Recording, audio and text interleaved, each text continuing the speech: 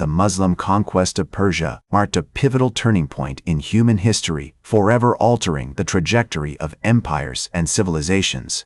As the Arab armies swept across the ancient land of the Sassanians, they brought with them a new faith, a new language, and a new culture that would reshape the world. In the early 7th century, the Sassanian Empire, with its capital in Sissasan, stood as the last bastion of ancient Persian glory, its roots stretching back to the Achaemenid Empire of Cyrus the Great. The empire's vast expanse, covering modern-day Iran, Iraq, and parts of Turkey, Egypt, and Central Asia, was a testament to the ingenuity and resilience of the Persian people. However, beneath the surface of this imposing edifice, fissures had begun to appear, weakening the empire's foundations. The Sassanian Empire was plagued by internal power struggles, with various factions vying for control of the throne. The once mighty military, which had successfully repelled numerous Roman and Byzantine invasions, had grown complacent and stagnant. Corruption and mismanagement had become endemic, siphoning off resources that could have been better spent on strengthening the empire's defenses. Meanwhile, in the Arabian Peninsula, a new force was emerging, one that would soon shake the very foundations of the Sassanian Empire. The Prophet Muhammad, a charismatic leader from the city of Mecca, had begun to preach a message of monotheism and unity, attracting a devoted following of believers. As the Islamic community grew in strength and numbers, its gaze began to turn outward toward the surrounding regions, including the Sassanian Empire. In 632 CE, Muhammad passed away, but his legacy lived on through his successor, Abu Bakr, who became the first caliph of the Islamic State. Abu Bakr faced numerous challenges, including rebellions from various Arab tribes and external threats from neighboring empires. However, he also recognized the potential for expansion and conquest, setting his sights on the rich and vulnerable Sassanian Empire. The initial contact between the Arabs and the Sassanians was not one of conquest, but rather of trade and diplomacy. Arab merchants had long been familiar with the Sassanian Empire, traveling along the Incense Road and other trade routes to exchange goods such as spices, textiles, and precious metals. However, as the Islamic State began to consolidate its power, these interactions took on a more complex and nuanced character. In 633 CE, Abu Bakr sent a series of letters to the rulers of neighboring empires, including the Sassanian Emperor, Yaskerd III, inviting them to submit to Islamic rule or face the consequences. These letters were not simply diplomatic overtures, but rather a declaration of intent, signaling the beginning of a new era of Arab expansion. The Sassanian Empire, still reeling from internal strife and external pressures, was ill-prepared to respond to this emerging threat. Yaskerd III, who had ascended to the throne in 632 CE, faced significant challenges in mobilizing his military and coordinating an effective response to the Arab challenge. As the Arabs began to make incursions into Sassanian territory, the empire's defenses were tested, revealing weaknesses that would soon be exploited by the invaders. One of the first major battles took place at Al-Walaja in 633 CE, where a small Arab force led by Khalid ibn al-Walid, a skilled military commander, clashed with a larger Sassanian army. Despite being outnumbered, the Arabs emerged victorious, thanks in part to their mobility and superior tactics. This initial success emboldened the Arabs, who began to push deeper into Sassanian territory, capturing key cities and towns along the way. The Sassanian Empire's response to these early Arab victories was hampered by internal power struggles and a lack of effective leadership. Yaskerd III, still struggling to assert his authority, was forced to rely on regional governors and military commanders to respond to the Arab threat. One such commander, Hormuzan, the governor of Khuzestan, played a key role in organizing the Sassanian defense against the Arabs. However, despite his best efforts, Hormuzan's forces were ultimately unable to stem the Arab tide, and he was forced to retreat to the city of Shushtar, where he would eventually surrender to the Arabs. As the Arabs continued their advance, they encountered increasingly stiff resistance from the Sassanian military. The Battle of Alais, fought in 633 CE, was a particularly brutal and bloody conflict, with both sides suffering heavy casualties. According to Arab sources, the Sassanians suffered over 20,000 casualties, while the Arabs lost around 2,000 men. Despite these losses, the Arabs emerged victorious, thanks in part to their superior tactics and logistics. The fall of the city of Hira in 633 CE marked a significant turning point in the campaign, as it gave the Arabs control of a key strategic location and access to the fertile plains of Mesopotamia. The city's defenders, led by the Sassanian governor Azadbi, put up a fierce resistance, but were ultimately unable to withstand the Arab siege. As the Arabs poured into the city, they were greeted as liberators by the local Christian population, who had long been persecuted by the Sassanians. The Arab conquest of Hira also brought them into contact with the Lakhmid kingdom, a vassal state of the Sassanians that controlled much of eastern Arabia. The Lakhmids, led by their king Al-Numan III, had long been allies of the Sassanians, but as the Arab conquests gathered pace, they began to waver in their loyalty. In 634 CE, Al-Numan III was killed in battle by the Arabs, and his kingdom was absorbed into the growing Islamic Empire. As the Arabs continued their advance into Sassanian territory, they encountered increasingly complex and nuanced social and cultural landscapes. The region of Mesopotamia, with its rich agricultural land and sophisticated irrigation systems, was home to a diverse array of ethnic and religious groups, including Christians, Jews, Zoroastrians, and Mandaeans. The Arabs, who had previously been familiar with the Sassanian Empire through trade and diplomacy, were now forced to navigate these complex social dynamics as conquerors. The city of Al-Madain, the capital of the Sassanian Empire, was a particular challenge for the Arabs. With its impressive architecture, including the famous Tak-i-Kisra Palace, and its rich cultural heritage, the city was a symbol of Sassanian power and prestige. However, it was also a city in decline, with a dwindling population and a crumbling infrastructure. As the Arabs approached the city, they were met with a mixture of resistance and surrender, as different factions within the city vied for power and influence. The Arab siege of Al-Madain, which began in 634 CE, was a long and brutal conflict, with both sides suffering heavy casualties. The Sassanians, led by their commander Bahman Jaduya, put up a fierce resistance, but were ultimately unable to withstand the Arab onslaught. As the city fell to the Arabs, its inhabitants were given a choice: convert to Islam, pay a tax known as the jizya, or face death. Many chose to convert, while others fled to the countryside or neighboring cities. As the Arabs consolidated their control over Al-Madain, they began to exert their influence over the surrounding regions. The city of Ctesiphon, which had been the capital of the Sassanian Empire, was a key target for the Arabs. In 637 CE, the Arab general Sa'd ibn Abi Waqqas led a campaign against Ctesiphon, which resulted in the capture of the city and the surrender of its inhabitants.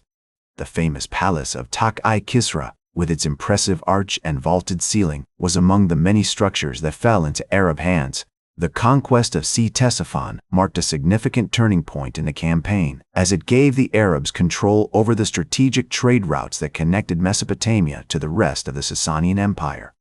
The city's location on the Tigris River also made it an important center for commerce and communication. As the Arabs established their administration in Ctesiphon, they began to collect taxes and tributes from the local population, which helped to finance their ongoing military campaigns. One of the key challenges faced by the Arabs as they expanded their control over Mesopotamia was the need to navigate the complex web of alliances and rivalries that existed between the different ethnic and religious groups in the region. The Christians, who made up a significant proportion of the population, were often at odds with the Zoroastrians, who had traditionally dominated the Sassanian Empire. The Arabs, who were largely unfamiliar with these local dynamics, had to tread carefully in order to avoid alienating potential allies and exacerbating existing tensions. In 638 CE, the Arab general Utbah ibn Ghazwan led a campaign against the city of Basra, which was an important center for trade and commerce in southern Mesopotamia. The city's inhabitants, who were largely Christian, put up little resistance to the Arab conquest, and Utbah was able to establish a new garrison there. From Basra, the Arabs were able to launch further campaigns against the Sassanian Empire, including a successful attack on the city of Ahvaz in 641 CE. The city's location on the road to Isfahan, which was an important center for commerce and culture, also made it an attractive target for the Arabs. As they consolidated their control over Nahawand, the Arabs began to exert their influence over the surrounding regions, including the provinces of Media and Fars. In 643 CE, the Arab general al-Numan ibn Mukrin led a campaign against the city of Isfahan, which was an important center for culture and learning in Persia. The city's inhabitants, who were largely Zoroastrian, put up fierce resistance to the Arab conquest, but ultimately, they were unable to withstand the Arab onslaught. As the Arabs poured into the city, they were greeted as liberators by some of the local population who had grown disillusioned with Sassanian rule. The conquest of Isfahan marked a significant milestone in the campaign, as it gave the Arabs control over one of the most important cultural and intellectual centers in Persia. The city's famous university, which was renowned for its scholars and libraries, was among the many institutions that fell into Arab hands. As the Arabs established their administration in Isfahan, they began to promote the spread of Islam throughout the region, often through a combination of persuasion and coercion. The Arab conquest of Persia was not without its challenges, however. The Sassanians, who had traditionally dominated the region, continued to resist Arab rule, often through guerrilla warfare and sabotage. In 644 CE, the Arab general Umar ibn al-Khattab, who had been appointed as the governor of Basra, launched a campaign against the Sassanian rebels in the province of Faris. The campaign was successful, but it also highlighted the ongoing tensions between the Arabs and a local population. As the Arab conquest of Persia continued, the Sassanian Empire's resistance began to crumble. In 645 CE, the Arab general al-Ala ibn al-Hadrami led a campaign against the city of Shiraz, which was an important center for trade and commerce in southern Persia. The Arab conquest of Kerman marked a significant turning point in the campaign, as it gave the Arabs control over the strategic trade routes that connected Persia to the Indian subcontinent. In 647 CE, the Arab general Abdullah ibn Amir led a campaign against the city of Herat, which was an important center for culture and learning in western Persia. As the Arab conquest of Persia continued, the Sassanian Empire's last strongholds began to fall. In 648 CE, the Arab general Yazid ibn Abu Sufyan led a campaign against the city of Nishapur, which was an important center for trade and commerce in northeastern Persia. As the Arab conquest of Persia neared its completion, the Sassanian Empire's last remnants began to disappear. In 651 CE, the Arab general Sa'd ibn Abi Waqqas led a campaign against the city of Rai, which was an important center for trade and commerce in central Persia. In 654 CE, the Arab general Abdullah ibn Amir launched a campaign against the city of Fars, which was one of the last strongholds of Sassanian power. The city's defenses were breached after a prolonged siege, and the Arabs claimed victory, incorporating Fars into their expanding empire. The fall of Fars marked a significant turning point in the conquest of Persia, as it led to the collapse of the remaining Sassanian strongholds. In 655 CE, the Arab caliph Uthman ibn Affan appointed Abdullah ibn Amir as the governor of Basra, tasking him with consolidating Arab control over the newly conquered territories. Abdullah ibn Amir proved to be an effective administrator, establishing a stable and efficient system of governance that facilitated the integration of Persia into the Arab Empire.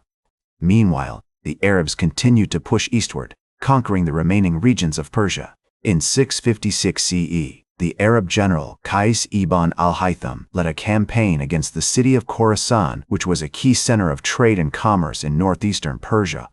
The city's defenses were breached after a fierce battle, and the Arabs claimed victory, incorporating Khorasan into their empire. The conquest of Khorasan marked the effective end of Sassanian rule in Persia, as the last remnants of the Sassanian dynasty were either killed or forced to flee.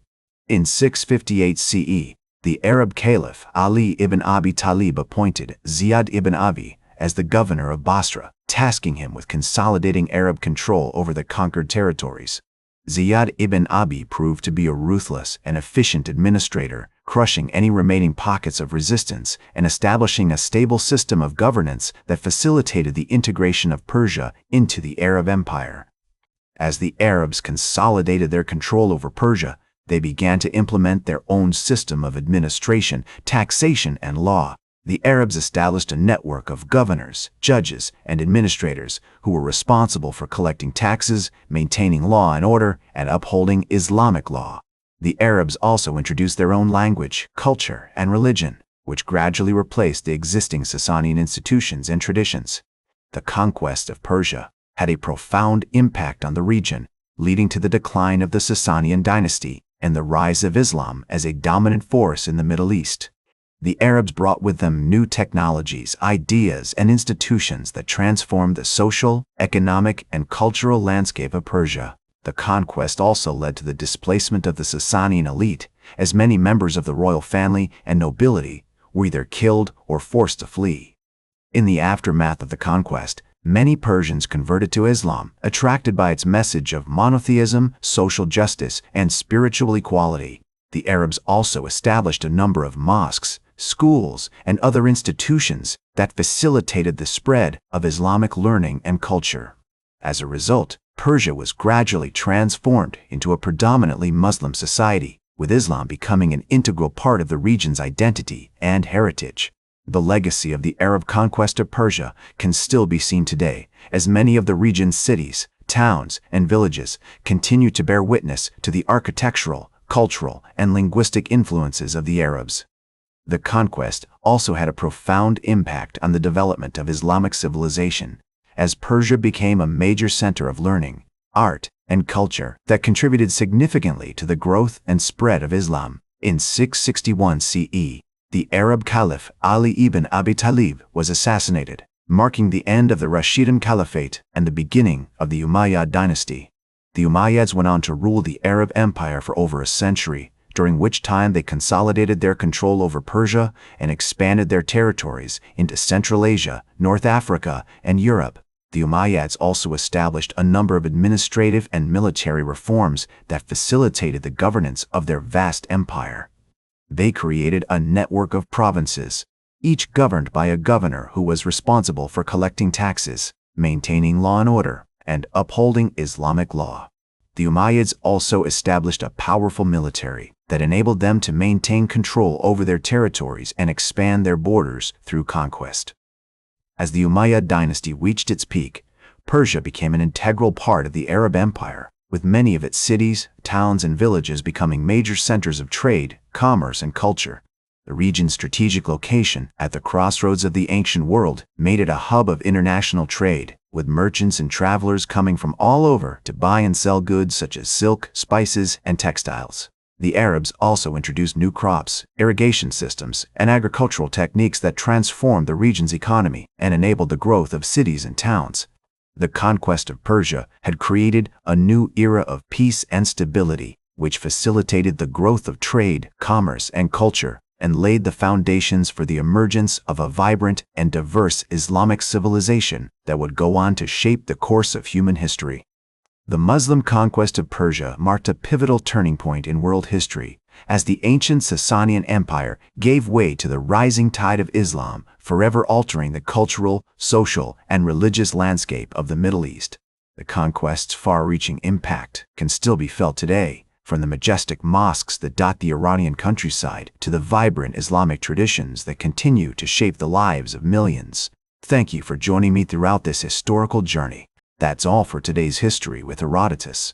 Remember to like, share, and subscribe, and until next time, remember that, to understand the present, we must first understand the past.